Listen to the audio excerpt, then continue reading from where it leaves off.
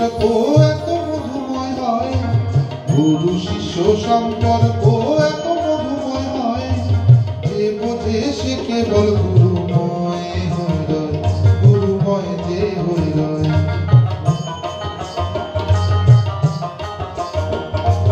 গুরু শিষ্য সম্পর্ক এত মধুময় হয়, গুরু শিষ্য সম্পর্ক এত মধুময় হয়, যে বোঝে সে কেবল গুরুময় হয়ে রয়, গুরুময় যে হয়ে রয়।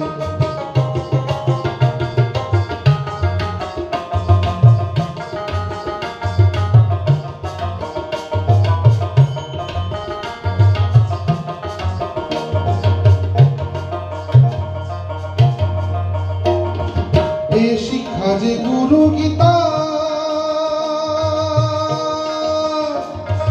সকলে করো মান্য।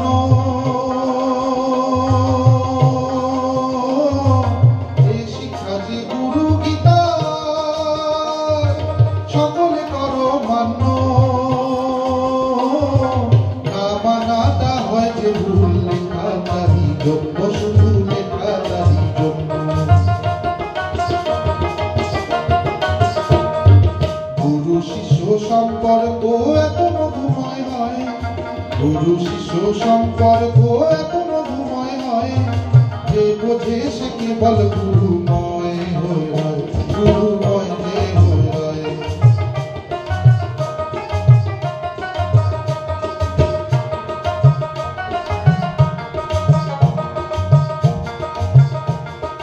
ব্রহ্ম গুরুতে হও বিলীন, সেটাই কেবল ঠিক। ব্রহ্ম গুরুতে হও বিলীন, সেটাই কেবল ঠিক। প্রাণী শ্রেষ্ঠ মানুষ তিনি, প্রাণী শ্রেষ্ঠ মানুষ তিনি। অমান্য হবে বেঠিক, অমান্য হবে বেঠিক। ব্রহ্ম গুরুতে হও বিলীন, সেটাই কেবল ঠিক। ব্রহ্ম গুরুতে হও বিলীন, সেটাই কেবল ঠিক। প্রাণী শ্রেষ্ঠ মানুষ তিনি, প্রাণী শ্রেষ্ঠ মানুষ তিনি। অমান্য হবে বেঠিক, অমান্য হবে বেঠিক। সৎ চেষ্টা করে দেখো,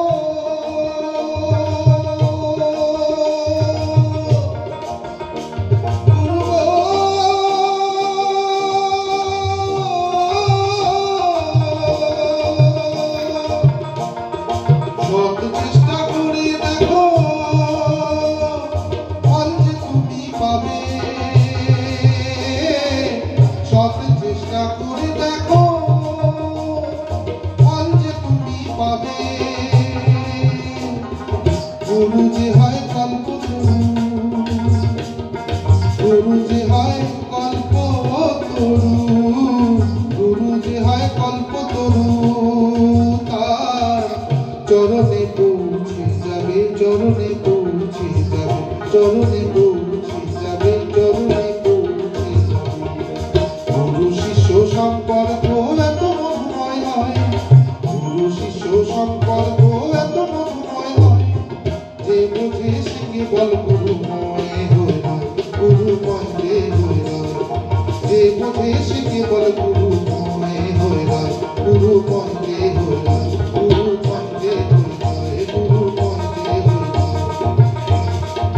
গুরু গো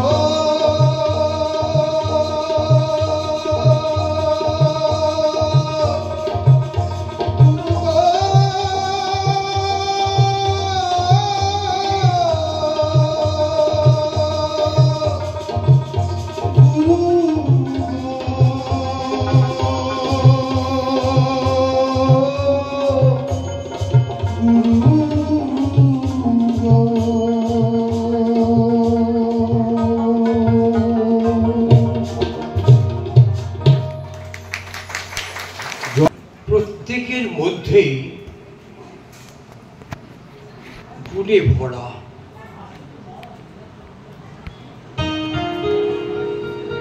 কেউ কারুকে অস্বীকার করতেও পারে না বা পারা উচিত নয়। কি কোথা দিয়ে কিভাবে উৎসাহিত করে দেয় বোঝা যায় না। এই গানটার মাহাত্ম্যে আজ প্রকাশ পেল। পূর্ণিমা ঠিক বুঝে উঠতে পারছে না এটা কোন গান হলো, প্রভাসও মনে হয় পারিনি। এই গানটাই মিঠুকে দিয়েছিলাম আমি। তা মিঠু যখন ওই গানটা ঠিক প্রাণ আমার ভরাতে পারলো না, তখন আমি কৃষ্ণেন্দুকে বললাম, কৃষ্ণেন্দু এটা তুই চেষ্টা কর। লিখেছি বোধহয় 1 বছর আগে। তা জল খাবারটা খেতে বসেছি আমি,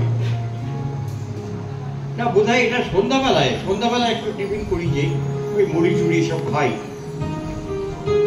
সুর এসে গেল। সুমনকে বললাম রেকর্ডিংটা কর। আমি দেখলাম বাহ, বেশ সুন্দর হয়ে গেছে সুর। ব্যাস, আমার ছেলে এইখানেই তো, মানে সন্তান হওয়া ভয়ঙ্কর। খুব শ্রদ্ধাশীল না হলে উপযুক্ত সন্তান হতে পারে না। কৃষ্ণেন্দু সেটাই হয়েছে আমার কাছে। মুখে বলতে নেই এসব, কেন আমি ওকে এত ভালোবাসছি অনেকে হয়তো ভাবে,